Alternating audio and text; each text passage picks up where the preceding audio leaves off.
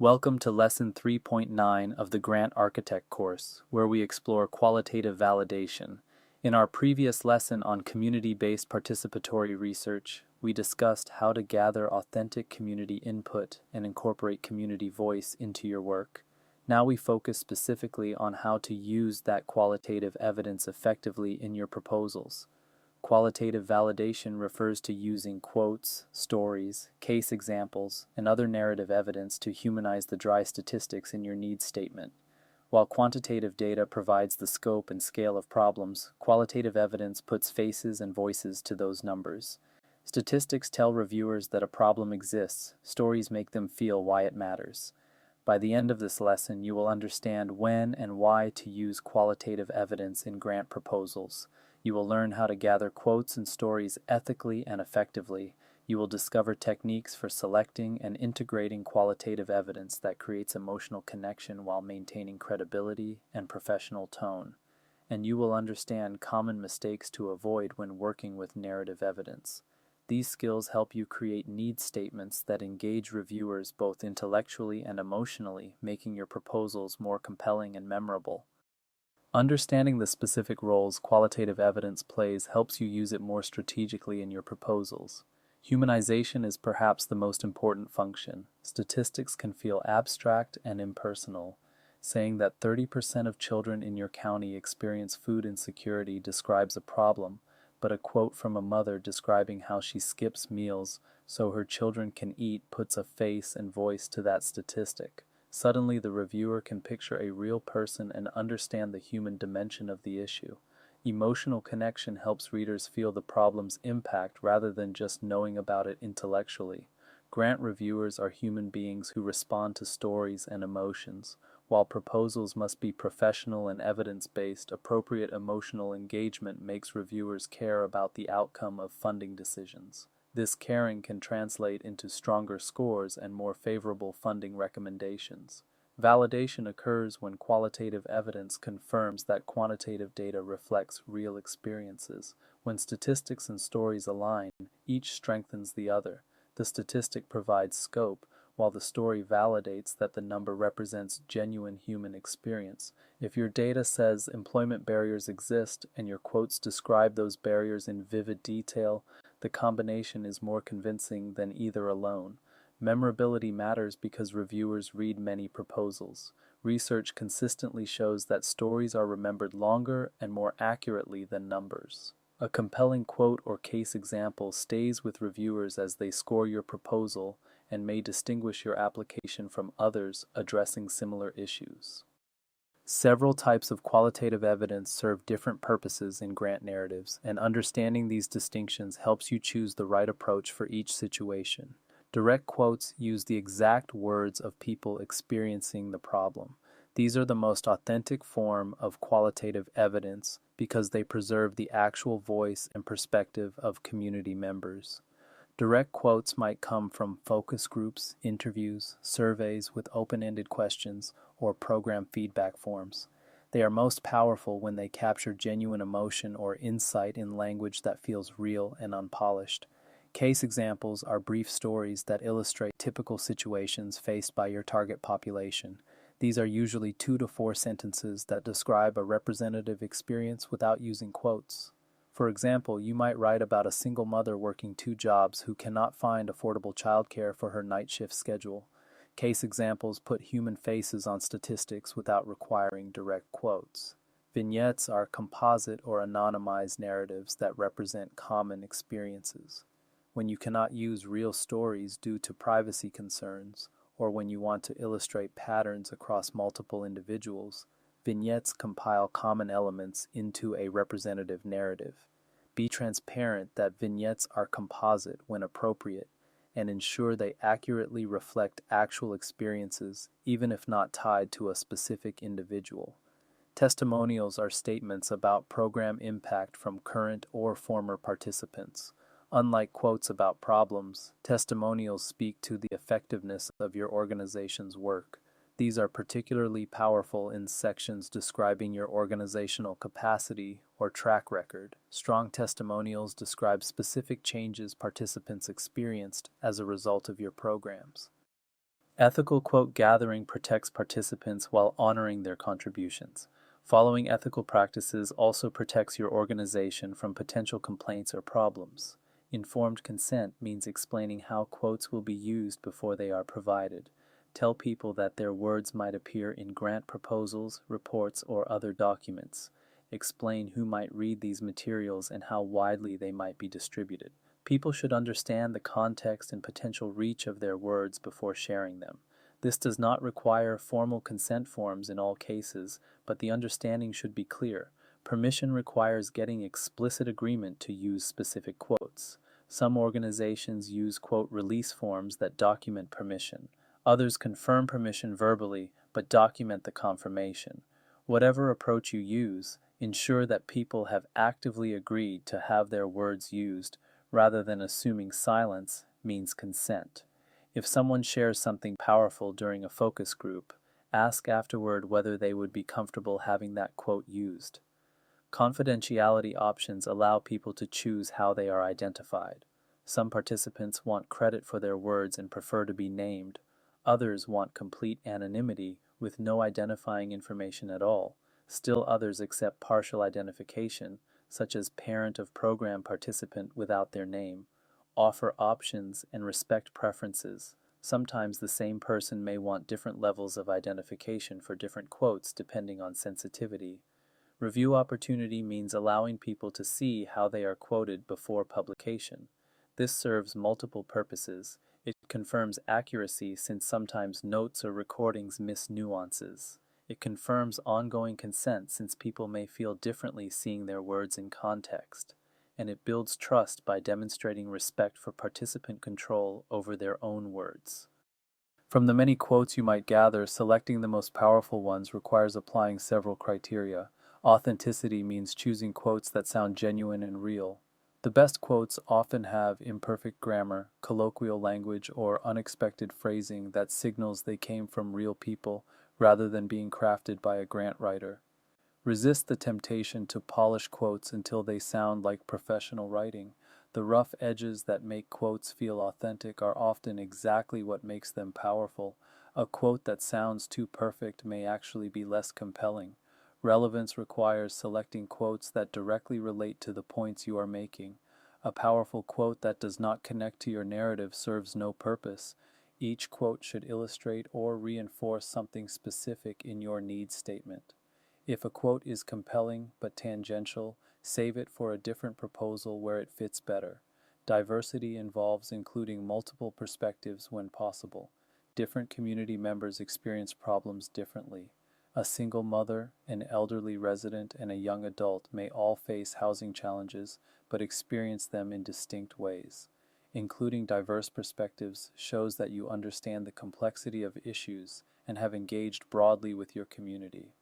Impact means choosing quotes with emotional or rhetorical power. Some quotes capture an experience so vividly or express an insight so clearly that they stay with readers. Look for quotes that create vivid mental images, that express universal truths about human experience, or that reveal something surprising or illuminating. The most impactful quotes often do something unexpected with language or perspective. How you integrate quotes matters as much as which quotes you select. Poor integration can undermine even powerful quotes, while skillful integration amplifies their impact. Setup means introducing context before presenting the quote. Do not drop quotes into your narrative without preparation. The reader should understand who is speaking and in what context before encountering the quote itself. You might write something like, "Parents in our focus groups consistently describe transportation challenges," as this mother of three explained, followed by the quote. This setup prepares readers to receive and understand the quote that follows. Attribution identifies the speaker appropriately based on your agreed confidentiality arrangements. Attributions like focus group participant, program graduate, or community health worker give enough context to understand who is speaking without revealing private information. Attribution also signals that the quote comes from a real person rather than being invented by the grant writer. Connection links the quote to your broader point after presenting it. Do not let quotes stand alone without explanation of their significance. After a quote, you might add a sentence connecting it to data, such as this experience reflects the transportation barriers identified by 42% of survey respondents. This connection shows that individual experiences reflect broader patterns and reinforces the quote's relevance. Balance ensures quotes support your narrative without overwhelming quantitative evidence. A need statement filled primarily with quotes may feel anecdotal rather than rigorous. Generally, aim for a ratio where quantitative evidence predominates and quotes provide humanizing illustrations. One or two well-chosen quotes per major section is often sufficient. More quotes can dilute impact rather than increase it. Case examples are brief narrative illustrations that put human faces on your data without requiring direct quotes. Creating effective case examples requires attention to several factors. Representativeness means choosing examples that illustrate common experiences rather than exceptional ones. If you describe an unusual case that does not reflect typical situations, reviewers may question whether your evidence represents your population broadly.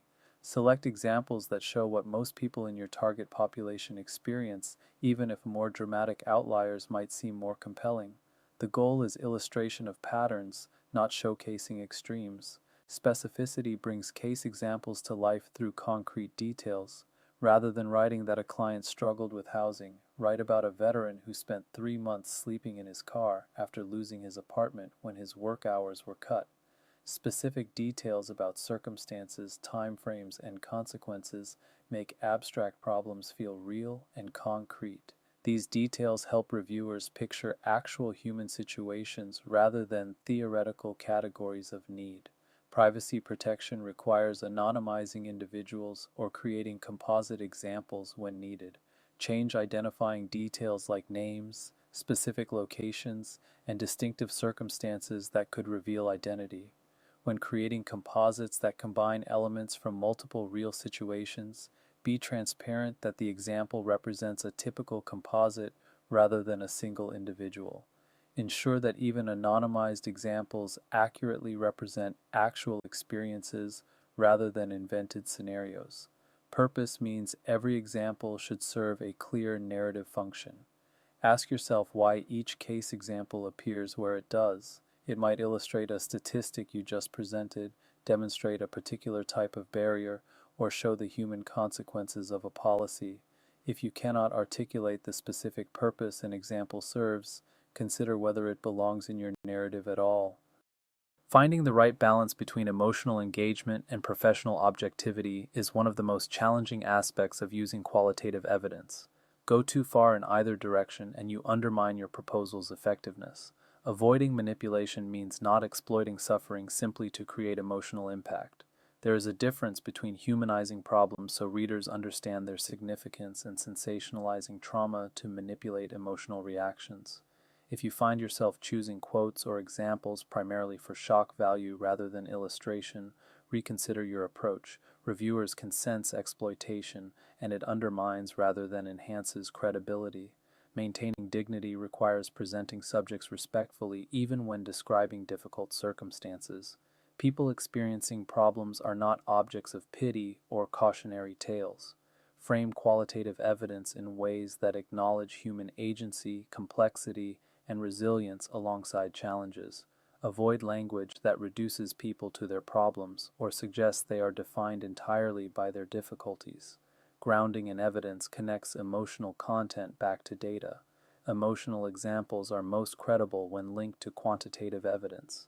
If a quote describes a particular hardship, connect it to statistics showing how common that hardship is.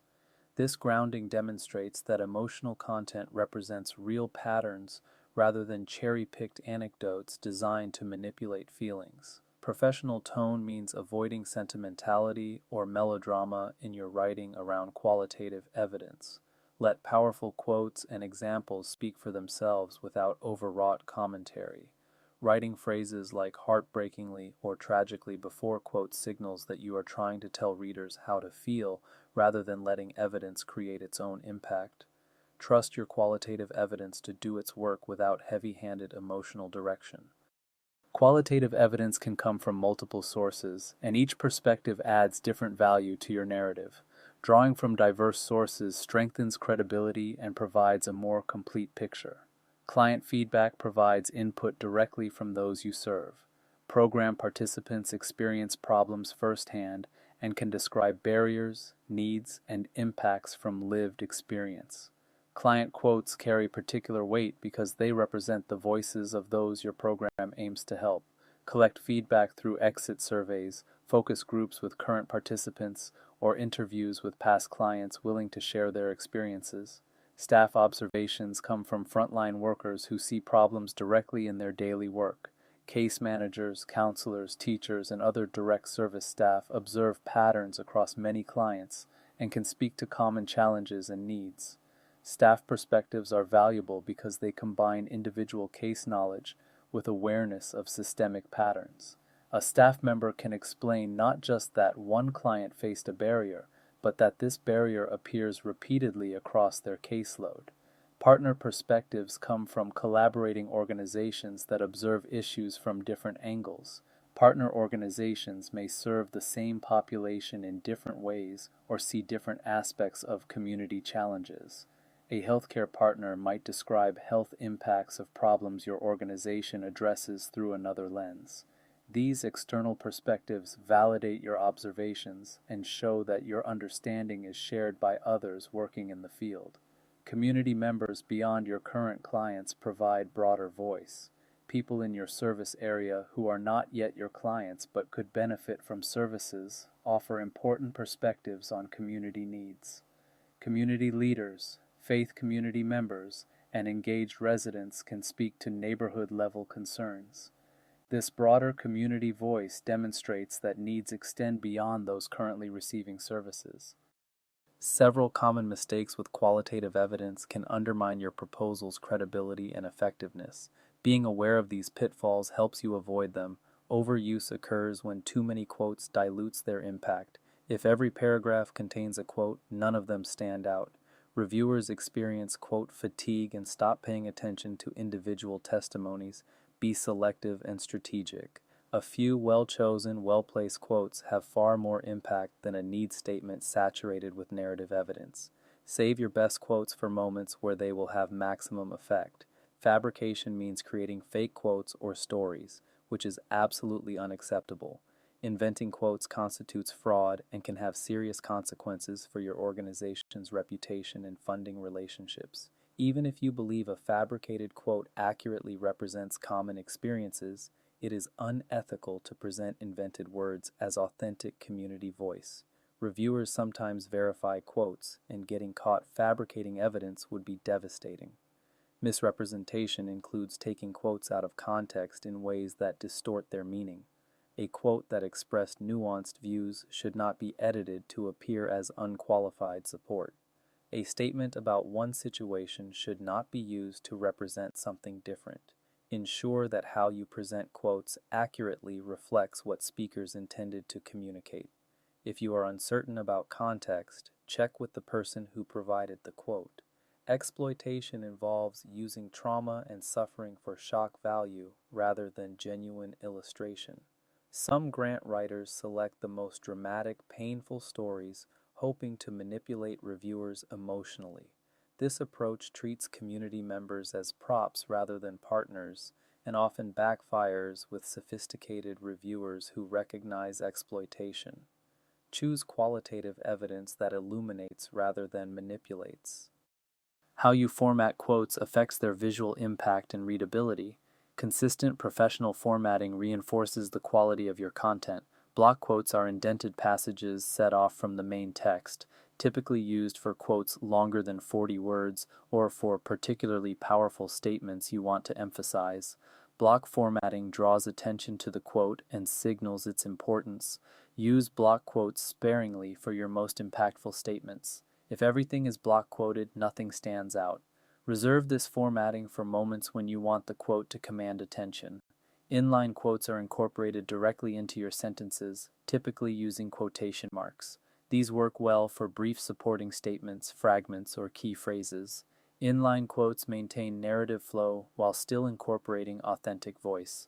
You might write something like focus group participants described feeling invisible when interacting with agencies, with the quoted phrase woven into your sentence. Italics or quotation marks should follow a consistent style throughout your proposal.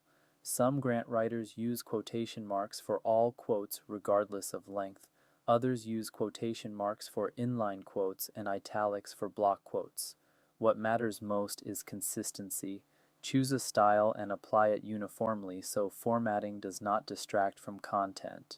Attribution format should also be consistent. Decide how you will identify quote sources and use that format every time. If you attribute quotes as focus group participant in one place, do not switch to parent or community member elsewhere without clear reason. Consistent attribution helps readers understand where voices come from and signals professional attention to detail. Systematic collection and analysis of qualitative data strengthens its credibility and usefulness. Rather than gathering quotes opportunistically, develop structured approaches that yield more reliable evidence. Surveys with open-ended questions allow structured collection of qualitative input from larger numbers of people. Include questions like what barriers have you faced or describe your experience with services alongside quantitative items. Responses can be coded and analyzed to identify common themes while also providing individual quotes for use in proposals. This systematic approach shows that quotes represent patterns rather than isolated experiences. Focus groups bring small groups together for facilitated discussions that generate both quotes and themes. A skilled facilitator can explore issues in depth, probe for clarification, and capture the language community members use to describe their experiences. Focus groups also allow participants to build on each other's comments, sometimes surfacing insights that would not emerge in individual interviews. Record and transcribe focus groups so you can accurately capture quotes. Interviews provide in-depth, one-on-one conversations that yield detailed narratives. Interviews allow you to explore individual experiences thoroughly and can produce rich case examples and powerful quotes. They work well for gathering testimonials from program participants or perspectives from key informants. Prepare interview guides with consistent questions while allowing flexibility to follow up on interesting responses. Analysis should identify themes across multiple sources to demonstrate that qualitative findings are not idiosyncratic. Code responses from surveys, focus groups, and interviews to identify patterns. When the same themes emerge across different people and different collection methods, you can report findings with confidence. This systematic analysis transforms individual quotes into evidence of broader patterns. The most compelling needs statements weave together quantitative and qualitative evidence, with each type strengthening the other. Understanding how to connect these evidence types creates proposals that engage both the head and the heart. Mixed methods means deliberately combining statistics with narrative evidence throughout your needs statement rather than treating them as separate sections. You might present a statistic and immediately follow with a quote that illustrates it. Or you might introduce a case example and then note how many community members share that experience. This integration shows that your evidence is multidimensional and that you have triangulated findings across methods. Illustration uses quotes to show what numbers mean in human terms. Statistics can feel abstract, but quotes make them concrete. If you report that 60% of participants experienced housing instability, a quote from someone describing what that instability looked like transforms an abstract percentage into a vivid human reality. The quote illustrates the statistic, helping readers understand what lies behind the number. Validation demonstrates that data reflects real experiences. When qualitative and quantitative findings align, they validate each other. If surveys show that childcare is a barrier and focus group participants describe childcare challenges in detail, the consistency reinforces both findings. You can write something like the survey findings are consistent with what we heard in community discussions, showing that different evidence sources converge. Complementarity recognizes that each evidence type strengthens the other. Statistics provide scope and scale that anecdotes cannot. Stories provide human dimension that numbers cannot. Together they create a more complete picture than either provides alone. Structure your needs statement to leverage this complementarity ensuring that quantitative and qualitative evidence work together rather than sitting in isolated sections. This practical application helps you practice integrating qualitative evidence into a needs statement. Step 1. Identify a statistic in your needs statement or a statistic you plan to use. Choose a number that would benefit from humanization. This might be a prevalence rate, a percentage experiencing a barrier, or a figure representing unmet need. The statistic should be meaningful but abstract enough that a human example would help readers understand its significance. Step 2. Find or gather a quote that illustrates that statistic. Look through existing qualitative data you have collected. If you do not have a relevant quote, consider how you might gather one. The ideal quote should directly connect to what the statistic measures. If your statistic is about transportation barriers, the quote should describe a transportation barrier experience. Step 3. Draft a paragraph that combines the statistic with the quote. Start with the quantitative evidence to establish scope, then introduce the quote to illustrate what the number means in human terms, and conclude by connecting back to your broader argument. The paragraph should flow smoothly between evidence types rather than feeling like two disconnected pieces. Step 4. Review for appropriate balance of evidence types. Read your paragraph critically. Does the quantitative evidence provide enough context? Does the qualitative evidence illuminate without overwhelming? Would a reader understand both the scope of the problem and its human impact? Adjust as needed to achieve appropriate balance where both evidence types contribute to a unified message. Let us summarize the key lessons from our exploration of qualitative validation. The power of qualitative evidence lies in its ability to humanize statistics and create emotional connection with readers. Stories and quotes transform abstract numbers into vivid human experiences that reviewers can picture and feel. This humanization makes your needs statement more compelling and memorable than a purely data-driven approach could achieve. Ethical collection is essential and non-negotiable. Gather quotes with informed consent, ensuring that participants understand how their words will be used. Obtain explicit permission, offer confidentiality options, and allow people to review how they are quoted. These ethical practices protect participants, protect your organization, and ensure that the community voice in your proposals is genuinely authentic rather than exploited or manufactured. Integration requires balancing qualitative evidence with quantitative data throughout your needs statement. Neither type of evidence should dominate. Statistics provide scope and scale while stories provide human dimension. The most effective needs statements weave these evidence types together, with qualitative evidence illustrating and validating quantitative findings. Practice this integration deliberately until it becomes natural in your grant writing. In our next lesson, we will explore the hook statement, learning how to write opening paragraphs that capture reader attention and create urgency about the problem you address.